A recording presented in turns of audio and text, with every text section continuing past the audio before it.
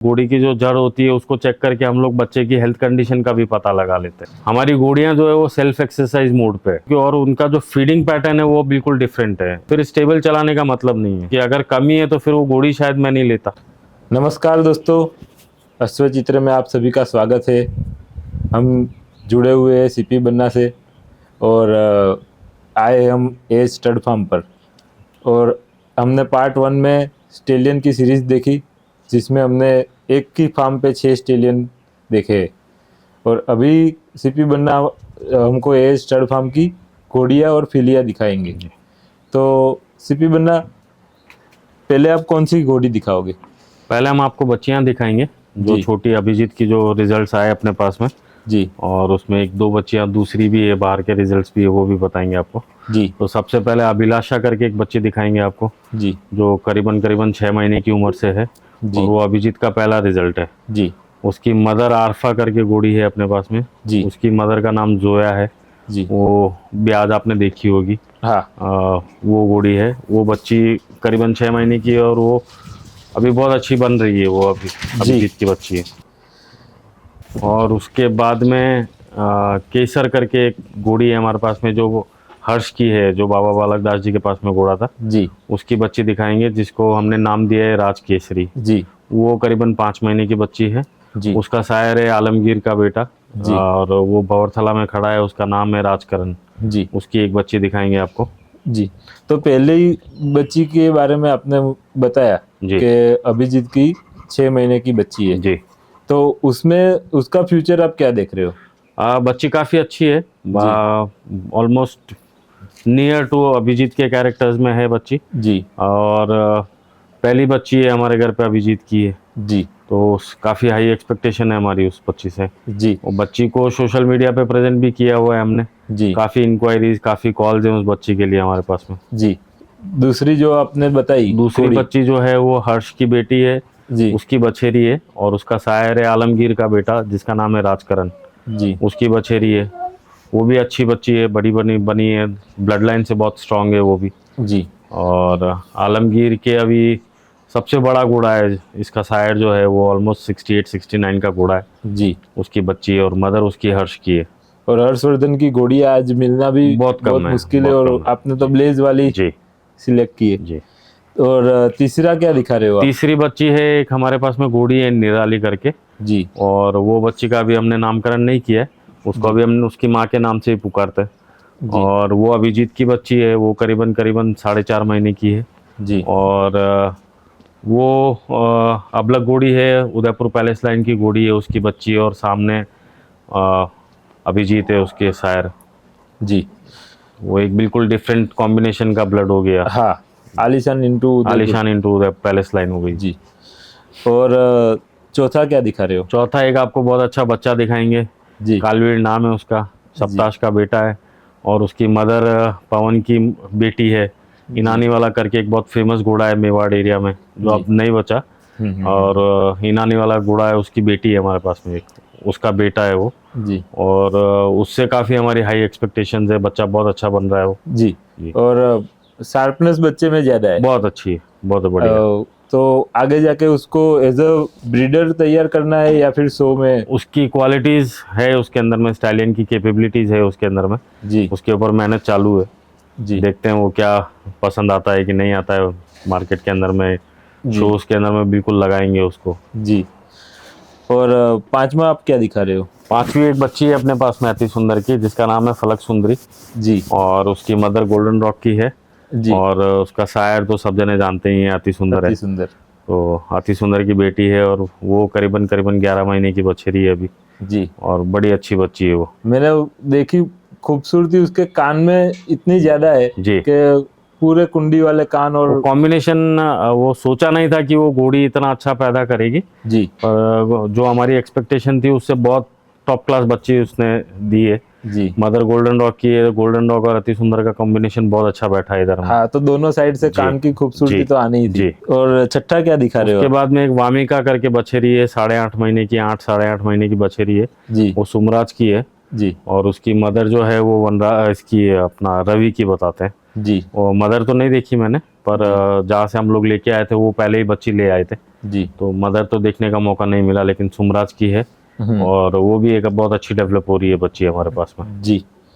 और उसके बाद में मैं आपको कुछ घोड़ी और बच्चियां बताता हूँ, जिसमें सबसे जी। पहली बच्ची है जो है वो पोइट्री करके हमारे पास में घोड़ी है, जी। वो भी हर्ष की बेटी है, बाबा बालक दास जी वाले घोड़े की। और उसके नीचे अभिजीत का बहुत अच्छा रिजल्ट है, फिली है जी। और बिल्कुल हूबहू उसके अंदर में भी कॉम्बिनेशन बहुत अच्छा बैठा है। हाँ। और मेरे को लगता है कि कुछ अभिजीत का अच्छे से कॉम्बिनेशन हम लोगों को समझ में आ रहा है कि कहाँ वो क्लिक कर रहा है, जी। तो ये एक हमारे लिए बहुत अच्छा रिजल्ट लेके आई है घोड़ी। जी। और एक बच्ची की बात हो रही थी कि बहुत हेवी, मतलब उसका जो वजन किया गया जब जन्म पर, तो बहुत हेवी बच्ची बहुत आई थी। हेवी बच्ची आई, बहुत खूबसूरत बच्ची आई। वो कौन सी? वो एक आरोही करके अपने पास में घोड़ी है जी। और वो हेगरीव की बेटी है। जी। और उस घोड़ी के नीचे बहुत ही बढ़िया बछड़ी आई है, जी। जो जहाँ तक मेरी समझ है वहाँ तक मेरे हिसाब से अभिजीत का one of the top result है आज के टाइम। जी। मैंने वो सुना तो मेरे को लगा कि इतना ध्यान रखा जाता है कोई फार्म पे कि बच्चा जब आता है जी 24 घंटे में उसका वजन कर लेते हैं। कुछ ऐसी प्रोटोकॉल्स है जो हम फॉलो करते हैं, जी। जिसमें घोड़ी ठान देने के बाद में हम इमीडिएटली उनका पूरा रूटीन जो करीबन 1 से 1.5 घंटे 2 घंटे का टाइम लेता है, जी। जिसमें घोड़ी का ठान करवाना, उसके बाद में बच्चा खड़ा होना, बच्चे ने लीद पास किया है कि नहीं किया है वो फॉलो करना, फिर बच्चे का खुद का दूध पीना जी। और बच्चे का वजन करना, बच्चे की मैली का वजन या वार का या जड़ जो बोलते हैं उसका वजन करना, जी। उस वार को चेक करना, ये सारे हमारे प्रोटोकॉल्स हैं। जी।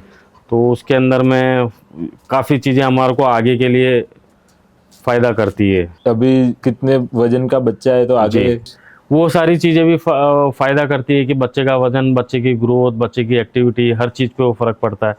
और दूसरा जो बच्चे का लीद करना या उसका दूध पीने का टाइमिंग जी। क्या है, कितनी देर से उसने दूध पिया, वो सब चीज़ें बच्चे के ऊपर में डिपेंड करता है कि उसका ग्रोथ पैटर्न या बच्चे की फ्रीक्वेंसी की कितनी कितनी देर से दूध पी रहा है, तो वो आप लोगों को पता चलता जाएगा। आपको डिपेंडेंट नहीं रहना पड़ता है कि भाई कोई आपको आके बताए या बच्चा कैसा है कैसा नहीं है, तो वो सब चीज़ें रिकॉर्डेड रहती है हमारे पास। जी।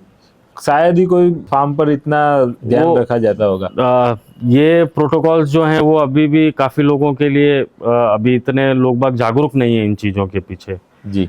जैसे कई बार ये ऐसा है कि घोड़ी की जो जड़ होती है उसको चेक करके हम लोग बच्चे की हेल्थ कंडीशन का भी पता लगा लेते हैं।